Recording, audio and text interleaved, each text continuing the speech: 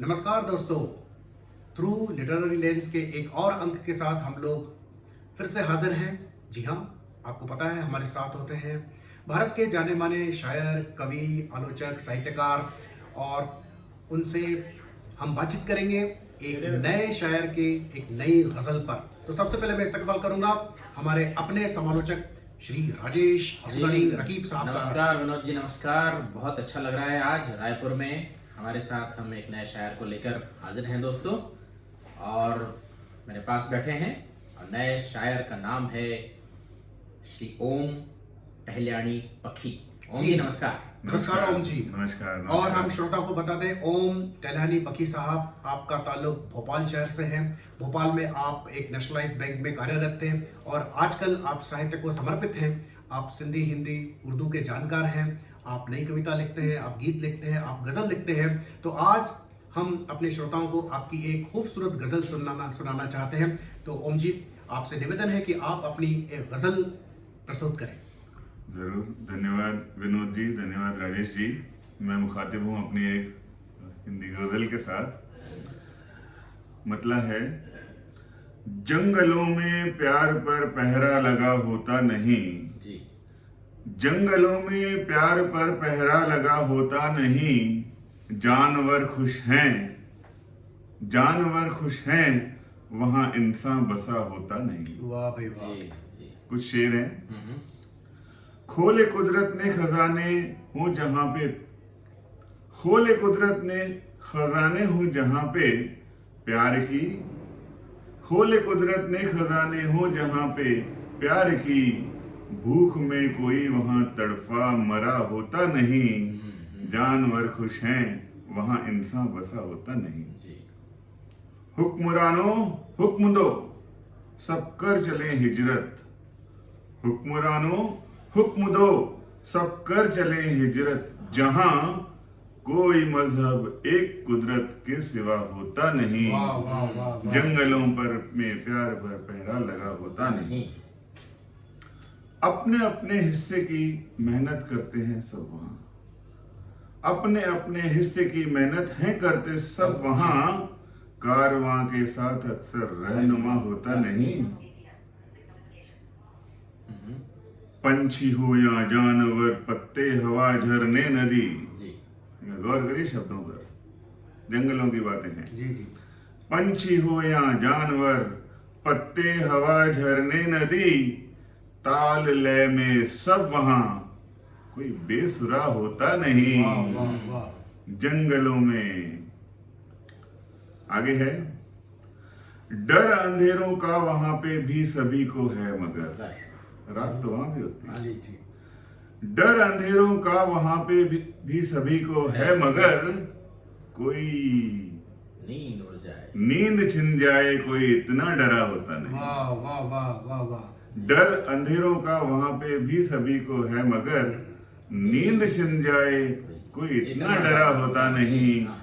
और मकता है, लफ्जों के पीछे छिपाकर कहता है जंगली हमें। लफ्जों के पीछे छिपाकर कहता है जंगली हमें। क्यों पक्षी को दाद मिलना फिर मना होता नहीं। जानवर खुश हैं वहां इंसान बसा होता नहीं। जंगलों में प्यार पर पहरा लगा होता नहीं। वाह ओम जी, बहुत खूबसूरत गजल आपने सुनाई। और विनोद जी, जी पहली बात तो मैं कहूँगा ये मुसलसल गजल है। जी हाँ बिल्कुल। जनरली गजल जो है वो गैर मुसलसल होती है। मतलब मैं श्रोताओं को बता दूं, जानकार भी हैं श्रोता, कि गजल का हर शेर अपने आप में मुकम्मल होता है, अपने आप में पूरा होता है। उसका जो मीनिंग है वो किसी और शेर से वाबस्ता नहीं होता। वो चंद लफ्जों में कोई बात छुपा दी जाए, दो मिसरों में बड़ी बात कह दी जाए। हर एक शेर का अपना अलग अलग मौजू होता है, इसलिए आप मौजू हो भी उसको सकता है। खुद ब खुद कोट कर सकते हैं, इंडिपेंडेंटली कोट कर सकते हैं एक एक शेर को आप। एवरी शेर is a unit in in itself. Itself. लेकिन कभी कभी ये होता है कि गजल एक मुसलसल, मतलब मुसलसल कंटिन्यूअस गजल एक ही होती है। मौजू के अलग अलग पहलुओं पर छुदी चलती है। हाँ, सारे शेर उसी पे होते हैं। ये कम होती हैं ऐसी गजलें, पर ओम जी की ये गजल उसी तरीके की है। मौजू पर है। और मौजू भी क्या है, और मैं इससे पहले जी। की बात और आगे बढ़े, मैं बता जी। दूंगा कि इनका जो तखल्लुस है हाँ। वो पखी है। पखी सिंधी भाषा का शब्द है शब्द है। जिसका मतलब है पक्षी। हाँ। तो इससे पता चलता है कि ये शायर जो है एक इको क्रिटिसिज्म जो साहित्य में आज एक विमर्श आया है, जहां पर हम लिटरेचर को और इन्वायरमेंट को के बीच की जो लिंकेजेस है उसे समझने का प्रयास करते हैं। तो इनका तकल्लुस ही उस इको क्रिटिकल थ्योरी से लिया हुआ मुझे दिखाई पड़ता है। और ये संपूर्ण गजल जो है ये एक उसी विमर्श की गजल है। It falls in the category of eco criticism. अगर हम इसको समालोचना की दृष्टि से देखें तो इसका जो मतला चालू होता है वहीं जंगलों की बात होती है। और एक बात कि हम लिटरेचर को दो भागों में बांटते हैं, आर्ट फॉर आर्ट से और दूसरा होता है आर्ट फॉर लाइफ से।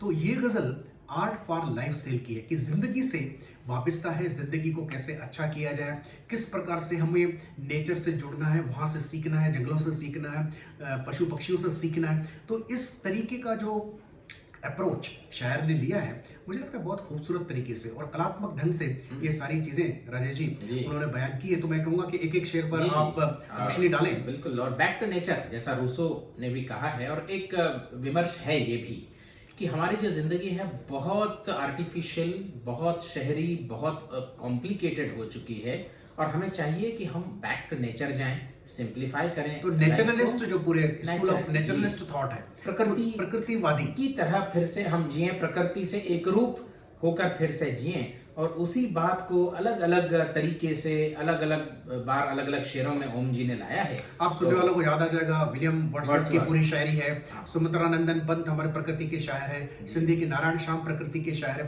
प्रकृति के साथ हमारे जो लिंकेजेस है, हमारे जो जुड़ाव है, हमारे जो संपर्क हैं वो धीरे धीरे कट गए हैं, और कटने से हमारे जिंदगी के अंतर्गत जो विडंबनाएं खड़ी हो गई है, जो विसंगतियां खड़ी हो गई है, जो पीड़ा खड़ी हो गई है, उस पीड़ा को कहीं ना कहीं शायर चित्रित कर रहा है, अपने गजलों के शेर में उतार रहा है, और हमको झकझोर करके रख देता है कि जानवर जंगल में है, वहाँ प्रेम है, वहाँ किसी की नींद खराब नहीं होती, और हम सारी त्रासदियां लेकर के बैठे हुए हैं इसे कंक्रीट के जंगलों में। तो जंगलों की अलग अलग चीजें हम एक एक शेर में देखेंगे। वहाँ उनका जो इंडिपेंडेंस है जानवरों का, उनकी जो उन्मुक्तता है, उनकी जो स्वच्छंदता है, उनका जो स्वावलंबन है, इन सारी चीज़ों को ओम जी ने अलग अलग शेरों में लाया है। और उन्होंने कहा है कि हमें भी चाहिए कि हम वो सादगी से, स्वावलंबन से और उन्मुक्तता से अगर प्रेम से जिए, तो वो जंगल की ये पॉजिटिव इमेज इस तरह से जो उन्होंने लाई है।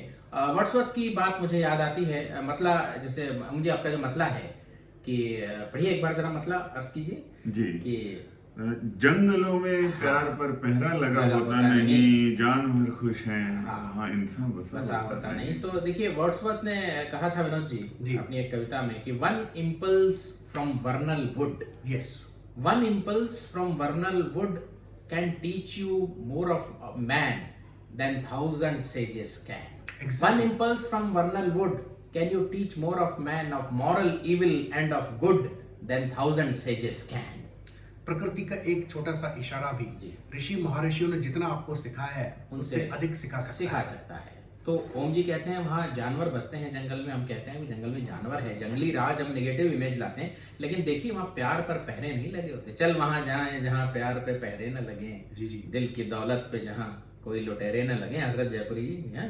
तो जंगल में ये बात होती है, सब सादगी होती है, प्यार है तो है, उन्मुक्त भाव से उसको आप प्रदर्शित कर सकते हैं, उन्मुक्त भाव से उसको कर सकते हैं। तो बड़ी अच्छी इमेज ये मतले में ही लेकर आए हैं कि वहाँ इंसान नहीं बसते, जानवर खुश हैं। इंसानों ने प्यार को क्या क्या नहीं कर दिया, किस तरह से विकृत कर दिया है इंसानों ने प्यार को।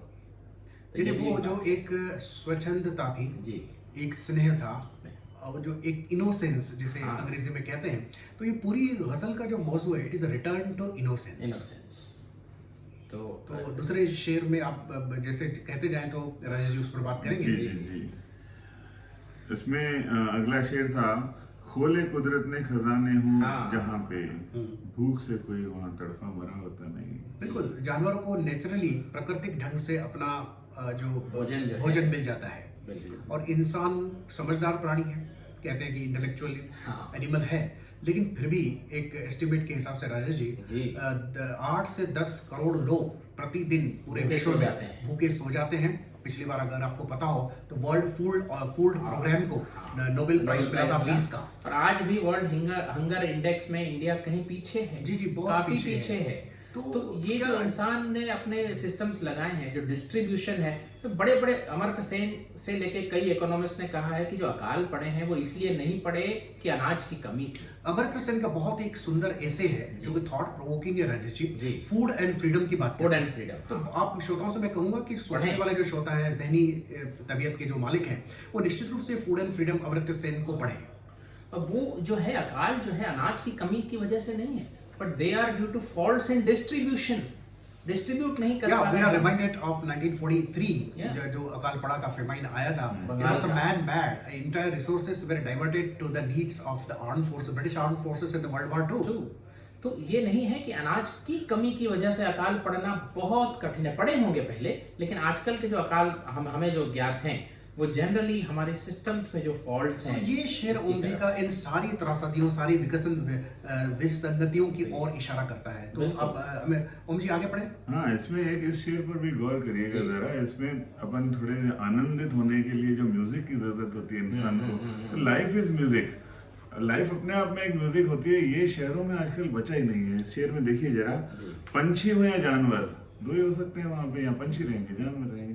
पंछी हो या जानवर, पत्ते, हवा, झरने, नदी, ताल लय में सब वहां, कोई बेसुरा होता नहीं। यानी प्रकृति का एक रिदम होता है, प्रकृति की एक लय होती है। उस लय को हमने महसूस करना, अनुभव करना, आत्मसात करना ही छोड़ दिया है। इस बात की ओर आप इशारा कर रहे हैं, अंकित कर रहे हैं। तो प्रकृति के साथ हम जुड़ेंगे तो अलग अलग स्तरों पर जुड़ेंगे। प्रकृति की आवाज़ें भी सुनेंगे। आवाज़ को सुनना और उसको अप्रिशिएट करने की तो साहब आजकल कैपेसिटी ही कम हो रही है। हम गज़ल गीत को भी देखना चाहते हैं, सुनना नहीं चाहते। बड़ी त्रासदी है। बिल्कुल। तो वो आवाज़ की दुनिया, वो आवाज़ का रिदम, जो सुर, उसकी तरफ तो ध्यान ही नहीं है। जानबूझकर हम उसको कहीं ना कहीं तो आप देखेंगे जा रहे कि ये हैं। जो इन्वायरमेंट के अलग अलग पहलुओं पर ओम जी बात कर रहे हैं, तो यही इस गजल की विशेषता है। आगे का शेर ये मतलब देखिए ना आप, पत्तों की आवाज, हाँ, नदी की आवाज, जी, जी, झरनों की बिल्कुल, आवाज, इस बिल्कुल। शेर में ये लाया था। और आखिरी मक्ता के पहले का जो शेर है, मक्ता तो ठीक है अपने आप में, मैं अपनी दाद के ऊपर बात कर रहा हूँ, उसमें कोई बात नहीं, परंतु ये जो अंतिम शेर है ये बहुत ही इस शेर का हासिल गजल कहेंगे इसको। डर अंधेरों का वहां पे भी सभी को है, मगर नींद उड़ नींद जाए। छिन जाए कोई इतना डरा होता नहीं। बिल्कुल, डर तो है। जंगल कोई आइडियल सिचुएशन तो नहीं है। बिल्कुल, कहीं ना कुछ तो होगा। डर, भाई बड़ा जानवर छोटे जानवर को खाता है, तो वो जंगल राज हम जब कहते हैं तो हमारी मुराद इसी से होती है कि माइट इज राइट। एक सच्चाई वो है विनोद जी। जी बिल्कुल, वो है। That is I would say that is an evolutionary truth. जी, पर उसमें भी because they are in harmony with nature. वो ऐसा नहीं है, जानवरों को भी एक लेवल पर पता है कि हमें भी भक्ष्य बनना है किसी का, और हमारी जिंदगी सीमित है। हम अमरत्व की होड़ में, शहरी जिंदगी में हम, आप देखिए आयुर्वेद का नाम है आयुर्वेद, जो आयु बढ़ाता है। लेकिन हमारा जो मॉडर्न मेडिसिन है वो कहीं ना कहीं एक भ्रम पैदा कर देता है कि हमें सदैव बने रहना है। और मैं ये बताऊं कि शहर में जो चिंता, जो जी। टेंशन, जो स्ट्रेस लेवल बढ़ा है, उससे नींद नहीं आती। कई सारे लोगों कई- को नींद नहीं आती। हाँ। हालांकि ऐसा कोई सब्सटेंशियल रीजन नहीं होता है नींद ना आने वही का। तो गालिब कहकर गए कि मौत का एक दिन मुय्यन है। जी, जी। नींद क्यों रात भर नहीं आती? तो ये चीज बता दें कि जानवर, चाहे उनको मौत का डर है, है, अंधेरा है, सब है, कुछ है, पर- लेकिन उनकी नींद उड़ जाए। उड़ जाए ऐसा नहीं होता। ऐसा नहीं और होता। इंसान इतना डर गया है या इतना परेशान हो गया, इतना स्ट्रेस में आ गया कि उसकी रातों की नींद ही खराब अगर हो जाए तो ये तो साहब मतलब कहीं ना कहीं होंगी, ये कहना कि नेचुरल एंजाइटीज हैं, पर वो हमारी जो सिविलाइजेशनल एंजाइटीज जो इंसान ने बनाई है, तहजीब की एंजाइटीज, जी, बिल्कुल। वो कहीं ज्यादा है उससे, कहीं तहजीब ज्यादा। अगर इंसान को एंग्जाइटी से लिबर्टी नहीं देती देती। तो शायद सही अर्थों में तहजीब नहीं नहीं है, है। But they are the simply controlling forces. या फ्रॉडियन थ्योरी की बात करें तो they are the super ego. हाँ। But super ego has got its own place in life. Id and ego and super ego हमारे श्रोता जानते हैं। जी। तो ईगो जो होता है that is a reality principle. Strengthening of ego is the whole aim of psychology. Exactly, इस पर कभी और राजेश जी आप चर्चा करेंगे। अलग से चर्चा करें, बिकॉज हम आपको बीच बीच में लिटरेरी क्रिटिसिज्म की भी बातें हाँ, करते हैं। जी। तो डेफिनेटली फ्राइडियन क्रिटिसिज्म पर एक अंक हम लाएंगे ताकि आप सभी साहित्य को ठीक से समझ सकें, परख सकें, समझ सकें, आत्मसात करें। तो आज बहुत ही खुशी हुई हमके हमारे साथ भोपाल के शायर ओम टहलानी साहब यहाँ पर कवि सम्मेलन के लिए आमंत्रित है छत्तीसगढ़ में। उसका हमने फायदा ले लिया राजेश जी, बिल्कुल। और इनकी गजल हमने अपने श्रोताओं तक पहुंचाई है। तो आप अपने ख्यालात, चैट बॉक्स में लिखा करें, हमें बहुत अच्छा लगता है, आप अप्रिशिएट कर रहे हैं इस चैनल को। बहुत आपका समय नहीं लेंगे, जल्दी हाजिर होंगे। तब तक इजाजत, अनुमति, नमस्कार। नमस्कार। थैंक यू, धन्यवाद।